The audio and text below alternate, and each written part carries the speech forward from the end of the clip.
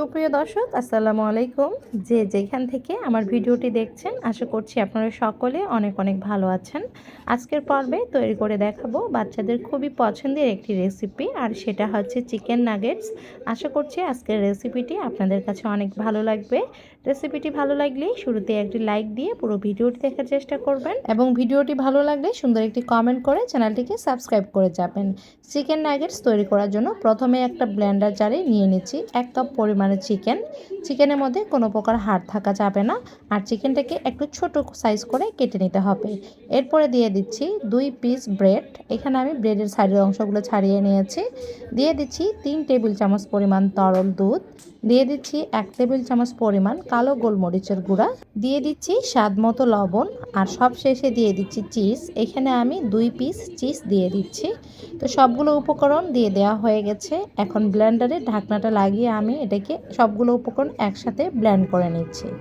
তো সবগুলো উপকরণ আমি একসাথে ব্লেন্ড করে নিয়েছি, দেখতে পাচ্ছেন। এরপর এখানে আমি কিছু উপকরণ নিয়েছি, একটা ডিম নিয়েছি কিছু ময়দা, আর সাথে নিয়েছি কিছু ব্রেড ক্রাম্বস। এখন এই ব্লেন্ড করে রাখা চিকেনের মিশ্রণটা হাতের মধ্যে অল্প অল্প করে নিয়ে আমি ময়দার মধ্যে দিয়ে দিচ্ছি। প্রথমে ময়দার মধ্যে ভালোভাবে কোট করে নেব। এরপরে আমি দিয়ে দিব ডিমের মধ্যে কোট করে নেওয়ার পর আমি ব্রেড ক্রাম্বসের মধ্যে কোট করে নিয়ে তারপরে আমি তেলের মধ্যে ভেজে নেব। তো 3 স্টেপে এটাকে কোট করে নিতে হবে। তো প্রথমে আমি ময়দার মধ্যে দিয়ে দিচ্ছি, দেখতে পাচ্ছেন। একটু হাত দিয়ে নেড়ে দিয়ে সুন্দরভাবে কোট করে নেবেন এবং এক্সট্রা ময়দাটা আমি ঝরিয়ে নিচ্ছি। এরপরে আমি ডিমের মধ্যে দিয়ে দিচ্ছি। তো এই চিকেন নাগেটস তৈরি করা কিন্তু খুবই সহজ, ঘরোয়া কিছু উপকরণ দিয়ে এবং অল্প সময়ের মধ্যে কিন্তু তৈরি করে নেওয়া যায়। ছোট বড় সবাই কিন্তু ভীষণ পছন্দ করে। অনেকে অনেকভাবে এই চিকেন নাগেটসটা তৈরি করে, তবে আমি যেভাবে এই চিকেন নাগেটসটা তৈরি করি সেটা আজকে আপনাদের কাছে শেয়ার করলাম। যারা কখনো এই চিকেন নাগেটস তৈরি করেননি বা যাদের কাছে এই চিকেন নাগেটস খেতে খুবই ভালো লাগে, তারা চাইলে এইভাবে ট্রাই করে দেখতে পারেন। আশা করছি আপনাদের কাছেও অনেক ভালো লাগবে। তো যাই হোক, একে একে সবগুলো চিকেন নাগেটস আমি কোট করে নিয়েছি, দেখতে পাচ্ছেন। তো এখন এই চিকেন নাগেটসগুলো আমি ভেজে নেব। এর জন্য একটা ফ্রাইং প্যানে আমি তেল গরম করতে দিয়েছি।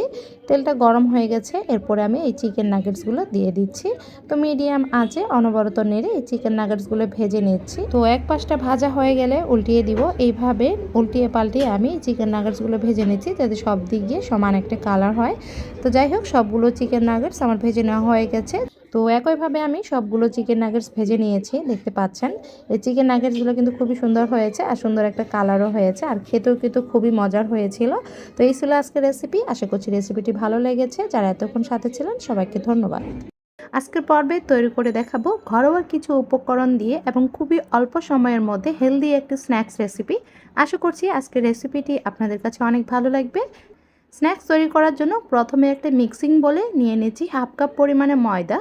সাথে দিয়ে দিচ্ছি 1 চা চামচ পরিমাণ চিলি ফ্লেক্স। এখানে আমি 2টো সিদ্ধ ডিম দিয়ে আজকের এই স্ন্যাক্সটা তৈরি করব, যার কারণে আমি 1/2 কাপ পরিমাণে ময়দা নিয়েছি। আপনারা চাইলে বেশি ডিম দিয়ে যদি নাস্তাটা তৈরি করতে চান তাহলে ময়দাটা কিছুটা বাড়িয়ে নেবেন। এরপরে দিয়ে দিচ্ছি 1/2 চা চামচ পরিমাণ গরম মশলার গুঁড়া, 1/2 চা চামচ পরিমাণ ভাজা জিরার গুঁড়া এবং দিয়ে দিচ্ছি স্বাদ মতো লবণ।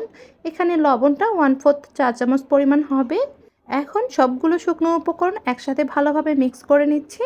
মেশানো হয়ে গেছে। এরপরে দিয়ে দিচ্ছি নর্মাল পানি। অল্প অল্প পানি দিয়ে একটা ঘন ব্যাটার তৈরি করে নিব।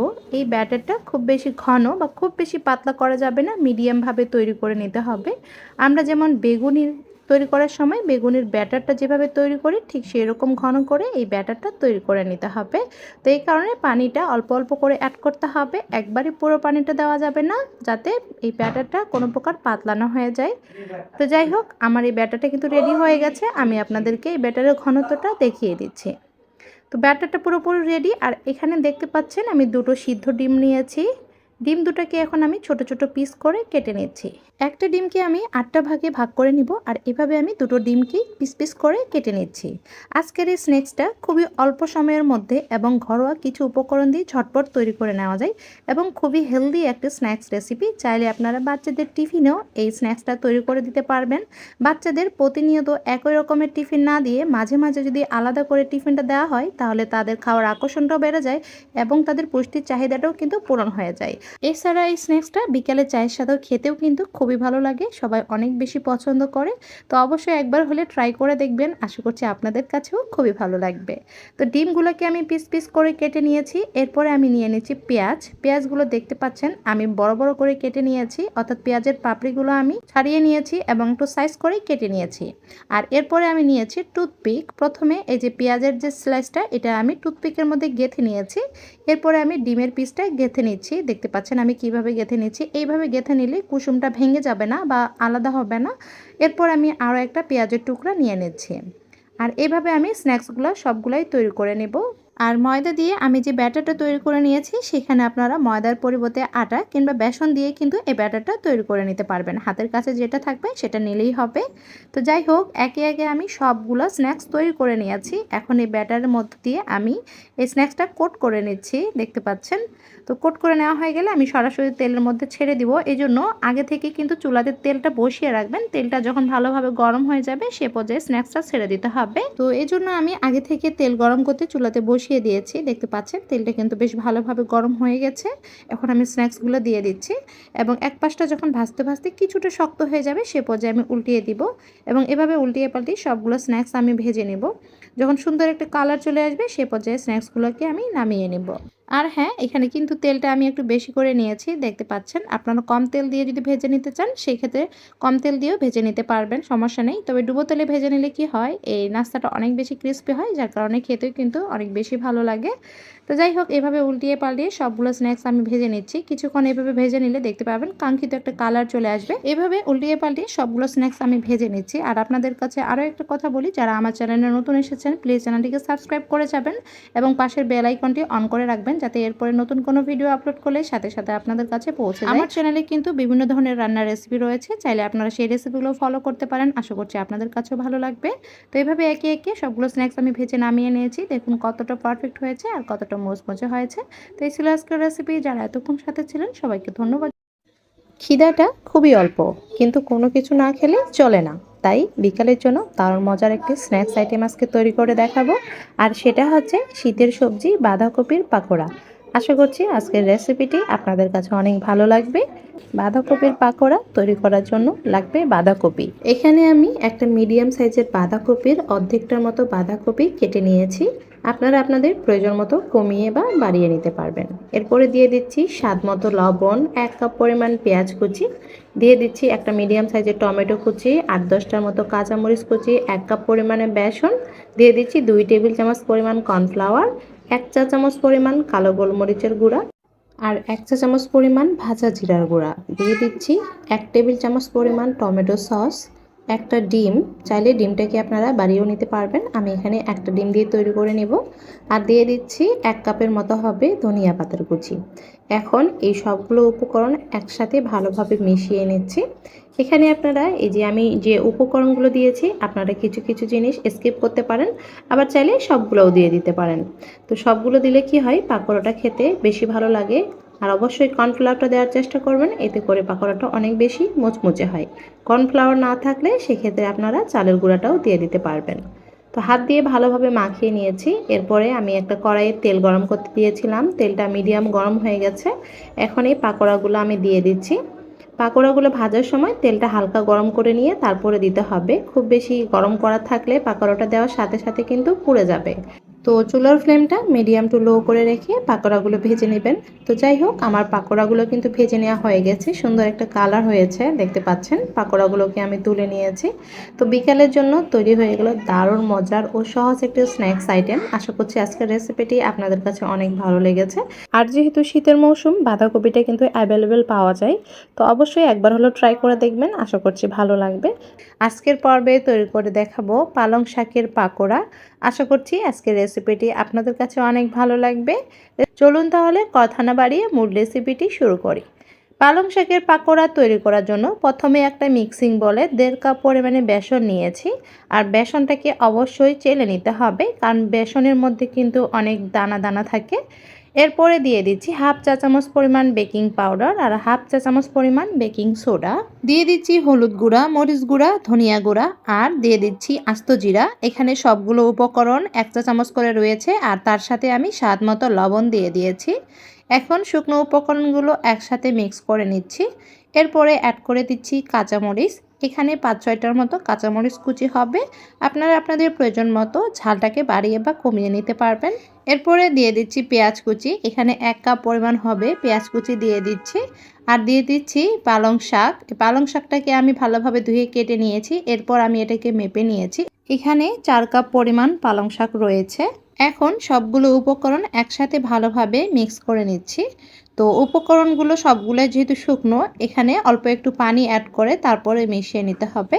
তবে খুব বেশি পানি অ্যাড করবেন না, যাতে এই ব্যাটারটা খুব বেশি পাতলা না হয়ে যায়। এটা যাতে অনেকটা ঘন থাকে। তো পরিমাণটা বুঝে অল্প অল্প করে পানি দিবেন আর এটাকে মেশাতে থাকবেন। তো এই পালং শাকের পাকোড়া তৈরি করা কিন্তু খুবই সহজ আর ইউনিক একটি স্ন্যাক্স রেসিপি। অনেকে দেখেছি পালং শাক খেতে পছন্দ করে না। আপনারা চাইলে পালং শাক দিয়ে পাকোড়া তৈরি করে নিতে পারবেন। তো এইভাবে সবগুলো উপকরণ একসাথে আমি মিশিয়ে নিয়েছি। আমার এটা মাখিয়ে নেওয়া হয়ে গেছে। এখন এটাকে আমি রেস্টে রেখে দিব ১০ মিনিটের জন্য। এতে করে পাতাটা আরও বেশি সফট হয়ে যাবে। এখন যেহেতু শীতের সিজন, এই পালং শাকটা কিন্তু অ্যাভেলেবেল পাওয়া যায়। তো আপনারা চাইলে এই পালং শাক দিয়ে কিন্তু পাকোড়া তৈরি করে নিতে পারবেন। যারা কখনো ট্রাই করেননি, চাইলে একবার হলেও ট্রাই করে দেখবেন। আশা করছি আপনাদের কাছেও অনেক ভালো লাগবে। তো ১০ মিনিট হয়ে গেছে। এরপরে আমি একটা হাঁড়িতে তেল গরম করতে দিয়েছি। তেলটা মিডিয়াম গরম হয়ে গেলে এরপর আমি পাকোড়াগুলো দিয়ে দিচ্ছি। তো চুলার আঁচটা মাঝামাঝি রেখে পাকোড়াগুলো ভেজে নেবেন আর একটু সময় নিয়ে পাকোড়াগুলো ভেজে নেবেন। এতে করে পাকোড়াগুলো ভিতর থেকে অনেকটা মুচমুচে আর ক্রিস্পি হয়, খেতেও অনেক কিন্তু ভালো লাগে। তো যাই হোক, আমার সবগুলো পাকোড়া ভেজে নেওয়া হয়ে গেছে। আমি পাকোড়াগুলোকে নামিয়ে নিয়েছি। অনেক সুন্দর একটা কালারও হয়েছে আর অনেকটা মুচমুচে আর ক্রিস্পি হয়েছে আর খেতেও কিন্তু ওয়াও, খুব ভালো লাগছিল। তো যারা পালং শাক খেতে পারেন না বা পালং শাক খেতে পারলেও এইভাবে পাকোড়া করে তৈরি করে খাওয়া হয় নাই কখনো, তো আপনারা চাইলে এভাবে ট্রাই করে দেখতে পারেন। আশা করছি আপনাদের কাছেও অনেক ভালো লাগবে। তো এই ছিল আজকের রেসিপি। আশা করছি রেসিপিটি ভালো লেগেছে। যারা এতক্ষণ সাথে ছিলেন সবাইকে ধন্যবাদ জানিয়ে আজকের মতো এখানে বিদায় নিচ্ছি। আবারও চলে আসবো নতুন কোনো রেসিপি নিয়ে। সবাই ভালো থাকবেন, সুস্থ থাকবেন। আল্লাহ হাফিজ। শুধুমাত্র আলু দিয়ে বিকালের জন্য সিম্পল একটা স্ন্যাক্স রেসিপি আপনাদের কাছে শেয়ার করছি। প্রথমে আলুগুলো কেটে নিয়েছি। এখন পর্যাপ্ত পরিমাণে ঠান্ডা পানি দিয়ে আলুগুলো ভালোভাবে ধুয়ে নিচ্ছি। আলুগুলো ধুয়ে নেওয়ার পর তার এক্সট্রা পানিটা ভালোভাবে শুকিয়ে নিতে হবে। এরপরে দিয়ে দিচ্ছি স্বাদমতো লবণ আর দিয়ে দিচ্ছি ৩ টেবিল চামচ পরিমাণ কর্নফ্লাওয়ার। ব্যাস, আর কোনো মশলা দেওয়ার প্রয়োজন নেই। ভাজার পরে কিছু মশলা অ্যাড করে নিব। এখন এই লবণ আর কর্নফ্লাওয়ার আলুগুলোর সাথে ভালোভাবে মাখিয়ে নিচ্ছি। মাখিয়ে নেওয়া হয়ে গেলে এই আলুগুলো এখন আমি ভেজে নিচ্ছি। একটা হাঁড়িতে পর্যাপ্ত পরিমাণে তেল দিয়ে নিয়েছি। তেলটা মিডিয়াম গরম হয়ে গেলে আলুগুলো দিয়ে দিচ্ছি। চুলার আঁচটা কমানো বা বাড়ানো যাবে না, একই আঁচে আলুগুলো ভেজে নিতে হবে। তো মিডিয়াম আঁচে আলুগুলো লাল লাল করে আমি ভেজে নিচ্ছি। তো আলুগুলো আমার প্রায় ভেজে নেওয়া হয়ে গেছে। দেখুন আলুগুলো লাল লাল হয়ে গেছে। আর কর্নফ্লাওয়ার দেওয়ার কারণে আলুগুলো কিন্তু অনেকটা মুচমুচে হবে। অবশ্যই কর্নফ্লাওয়ারটা দিবেন। তো সবগুলো আলু আমি ভেজে নিয়েছি। এখন অ্যাড করে দিচ্ছি মশলা। এখানে আমি মরিচ গুঁড়ার সাথে একটা ম্যাগি মশলা ভালোভাবে আগে থেকে মিশিয়ে নিয়েছিলাম, মশলাটা দিয়ে দিলাম। মশলাটা দিয়ে আলুগুলো একটু ঝাঁকিয়ে নিচ্ছি যাতে মশলাটা আলুর গায়ে ভালোভাবে লেগে যায়। তৈরি হয়ে গেল আলু দিয়ে বিকালের জন্য দারুণ একটা স্ন্যাক্স রেসিপি। আমি এটা টমেটো সসের সাথে পরিবেশন করে দেখাচ্ছি। আর আপনারা চাইলে এখানে কালো গোলমরিচের গুঁড়াও অ্যাড করে দিতে পারেন, সেটাও দিলে কিন্তু খেতে ভালো লাগে। তো এই ছিল আজকের রেসিপি। সাথে থাকার জন্য ধন্যবাদ সবাইকে।